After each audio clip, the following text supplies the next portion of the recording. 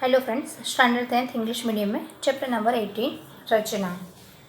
रचना एक ऐसा टॉपिक है जिसमें ग्रामीण विस्तार की समस्याओं के बारे में बताया गया है और उसमें बहुत सारे पढ़ते नौजवान लोग उसमें हिस्सा लेते हैं और किस प्रकार उसका सामना करना है उसका बहुत ही सुंदर तरीके से संवाद दिया गया है। रघुवीर चौधरी ने किस प्रकार इस रचना को हमारे सामने प्रस्तुत किया है, आओ हम देखें। उससे पहले रघुवीर चौधरी के बारे में थोड़ा बहुत हम जान लें। जन्म सन 1938 ईस्वी में सर्जक चिंतन कर्मशील रघुवीर चौधरी का जन्म बापूपुरा जिला गांधीनगर उत्तर गुजरात में हुआ, यानी कि वो गुजरात से थे। स्कूली शिक्षा माणसा तथा उच्च शिक्षा अहमदाबाद सेंट जेवियर्स कॉलेज से, हिंदी का अध्यापन भाषा साहित्य भवन गुजरात यूनिवर्सिटी के हिंदी विभागाध्यक्ष प्रोफेसर पद से निवृत्त हुए और नई तालीम की संस्थाओं के सूत्रधार बने। नई तालीम की संस्थाओं के सूत्रधार यानी कि कुछ नए टेक्निक से या कुछ ट्रेनिंग के द्वारा वो दूसरों को सिखाते थे।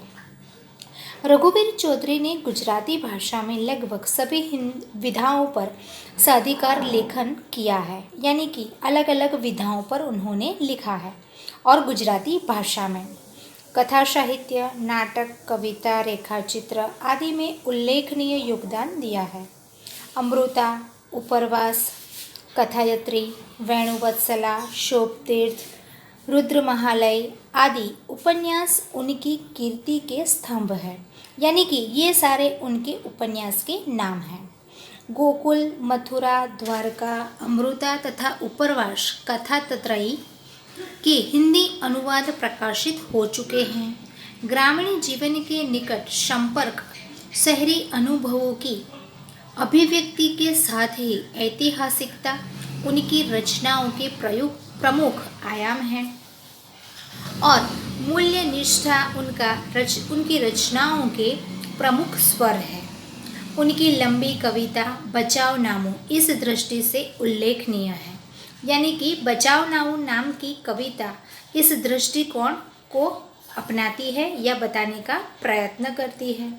रघुवीर भाई को उपरवास कथात्रयी के लिए साहित्य अकादमी पुरस्कार मिला है। वे गुजराती के सभी प्रतिष्ठित पुरस्कारों से सम्मानित हो चुके हैं और इनके अलावा इनके रणजीत राम स्वर्ण चंद्रक मुंशी स्वर्ण चंद्रक गोवर्धन राम त्रिपाठी पुरस्कार आदि मुख्य है। ये पुरस्कार भी उन्हें नसीब हुआ क्योंकि वो इतने विख्यात और इतने फेमस व्यक्ति थे। इन्हें साहित्य अकादमी की मानद फेलोशिप प्राप्त है। भारत का प्रतिष्ठित साहित्यिक सम्मान 2015 ज्ञानपीठ पुरस्कार से आपको सम्मानित किया गया है। यानी कि रघुवीर चौधरी के बारे में जाना जाए तो इतनी सारी जो उनकी डिटेल है उस पर से हम जान सकते हैं कि वो किस प्रकार के लेखक थे, उपन्यासकार थे और इतनी सारी विधाओं को लिखने के बाद जब उन्होंने रचना हमारे सामने रखी है तो वो कितनी ही खूब तरीके से लिखी होगी और हमें उसमें से क्या संदेश मिलता है, आओ हम देखें। सबसे पहले वातावरण है शाम का।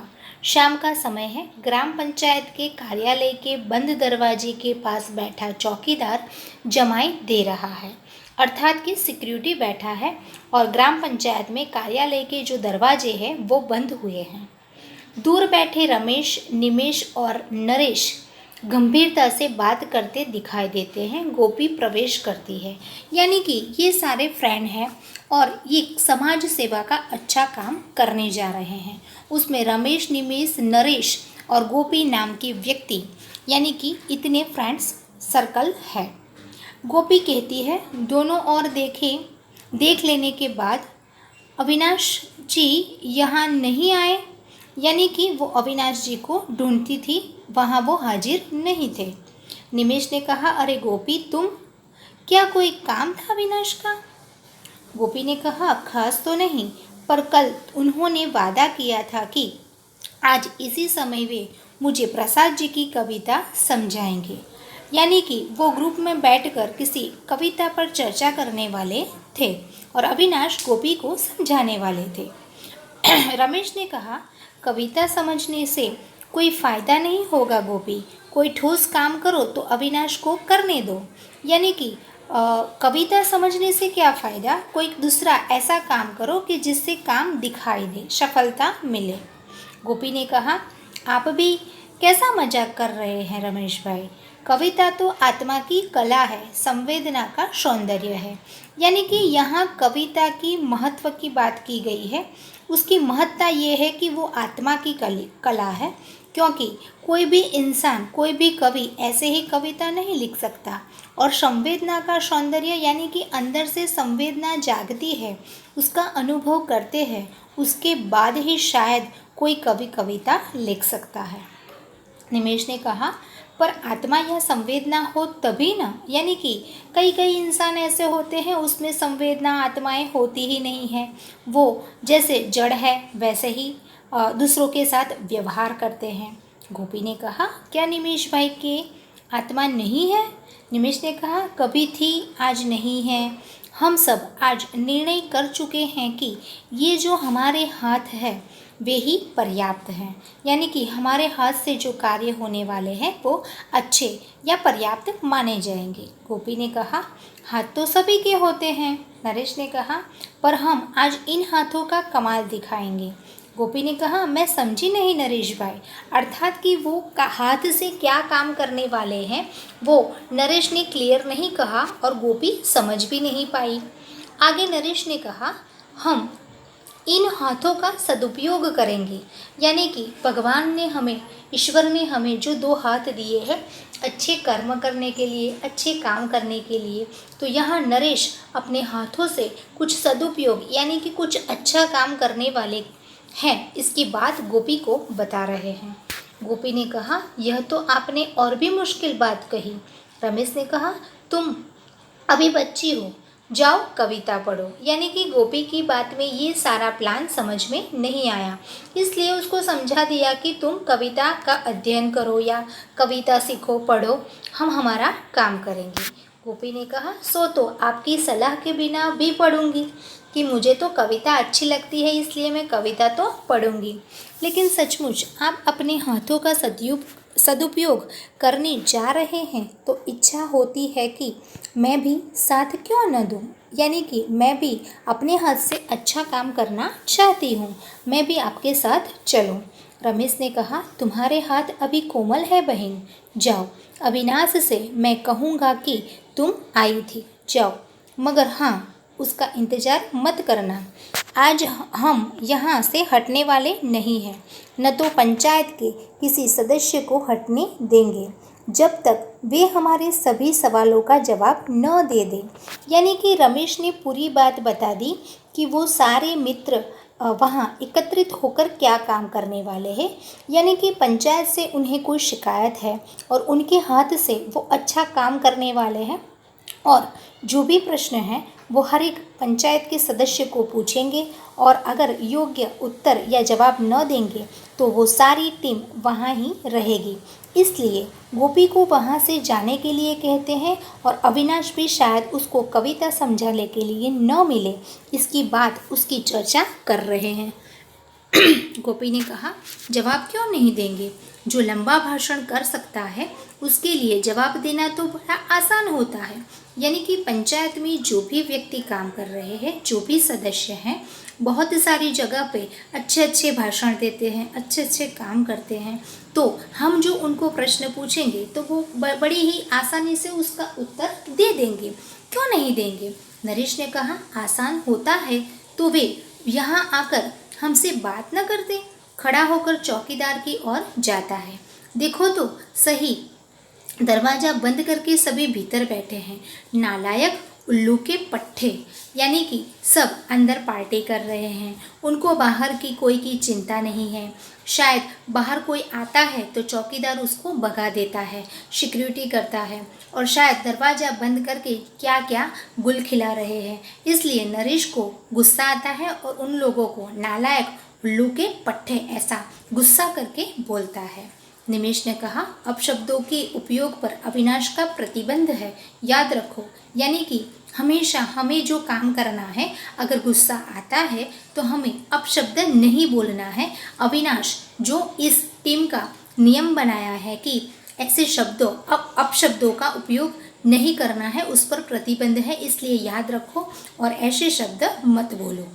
नरेश ने कहा, तभी तो हम अभी तक शांत हैं। कितनी बार तो हमने प्रार्थना पत्र दिए, कितने दिन तक प्रतीक्षा की, आखिर हार कर आज उपवास पर बैठे हैं।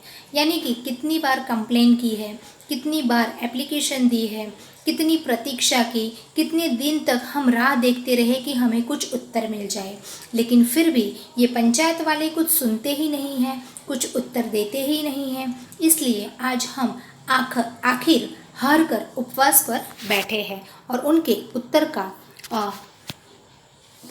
देख रहे हैं कि किस प्रकार वो उत्तर दें, उसकी राह देख रहे हैं। रमेश ने कहा, नरेश की बात को आगे बढ़ाते हुए, ठीक 2 घंटे पहले उनकी मीटिंग शुरू हुई थी। बीच में हमने बार बार कहलवाया था कि हमको अंदर बुलाओ या बाहर आकर हमसे बात करो, बस जवाब ही नहीं दिया। अर्थात पंचायत वाले जो अंदर बैठे हैं 2 घंटे से अंदर मीटिंग कर रहे हैं, जाने क्या मीटिंग कर रहे हैं। बार बार उनको कहलवाया कि तुम अंदर आओ या तो हमें अंदर बुलाओ और सही सही हमारा प्रश्न का उत्तर दो, लेकिन वो कुछ सुन ही नहीं रहे हैं। नरेश ने कहा, जैसे हमारी हस्ती ही उन्हें कबूल नहीं, यानी कि हम लोग यहाँ खड़े हैं, वो उन्हें कबूल नहीं है, वो ऐसा सोच रहे हैं कि हम यहाँ से चले जाएं। रमेश ने कहा, ऐसा तो नहीं है, पर वे जानते हैं कि पिंजरा पोल के मवेशियों की तरह ये कुछ नहीं कर सकेंगे। अर्थात पिंजरा पोल माने कि जो पिंजरे में बंद पशु पंखी को रखा जाता है, वो लोग बाहर निकल भी नहीं सकते और कुछ कर भी नहीं सकते। तो रमेश कहता है कि इन लोगों की सोच ऐसी ही है कि हम कुछ नहीं कर सकेंगे। नरेश ने ऊंची आवाज़ में कहा, हम कुछ नहीं कर सकते। निमेश ने कहा, जवाब तलब कर सकते हैं, यानी कि उसके प्रश्न उत्तर हम कर सकते हैं, जान सकते हैं। रमेश ने गोपी से कहा, आखिर सदस्य साहबों ने कहलवाया है कि तुम चाहो तो शिष्ट भाषा में आवेदन पत्र दे सकते हो। शिष्ट भाषा में यानी कि बहुत ही प्योर भाषा में ऑफिशियली लेटर जो लिखा जाता है, और जो भी प्रश्न है वो प्रश्न का हल किस प्रकार वो देंगे, इस प्रश्न को हम आवेदन पत्र में लिखें, ऐसा बताया गया है। गोपी ने कहा, बड़ी मेहरबानी ही की उन्होंने, पर क्या आप शिष्ट भाषा का उपयोग कर सकेंगे? नरेश ने कहा, अविनाश कर सकता है। हमने कहा कि जाओ भाई एकांत में बैठकर संस्कृत प्रचुर भाषा में लिख लाओ, पर बड़ी देर की। रमेश ने कहा, शिष्ट शब्द खोज रहा होगा, यानी कि अविनाश बहुत ही स्पष्ट भाषा में आवेदन पत्र लिखने किसी और जगह पर बैठा है, और ये सारे मित्र चर्चा कर रहे हैं कि अविनाश अभी भी नहीं आया है, क्योंकि वो एकांत में बैठकर संस्कृत के कुछ प्रचुर भाषा में शब्द को ढूंढ रहा होगा और शिष्ट भाषा में ये आवेदन पत्र लिख रहा होगा। तो रमेश ने कहा कि हाँ, शायद कोई शब्द की खोज कर रहा होगा या सोच रहा होगा कि किस प्रकार वो उत्तर दे। इस प्रकार सारे मित्र एकत्र होकर पंचायत के सामने बैठे हैं, प्रश्न का उत्तर मांग रहे हैं, लेकिन पंचायत वाले उससे कुछ उत्तर नहीं दे रहे हैं। सिक्योरिटी वाले को बिठा दिया है, अंदर भी नहीं जाने देते हैं और बताते हैं कि आवेदन पत्र दो। इसलिए अविनाश बहुत ही सिंपल व्यक्ति है, वो बहुत ही नियमों वाला व्यक्ति है, इसीलिए शांति से वो काम करना चाहता है और आवेदन पत्र बहुत ही शिष्ट भाषा में लिखने के लिए गया है। अगला पार्ट हम अगले लेक्चर में देखेंगे।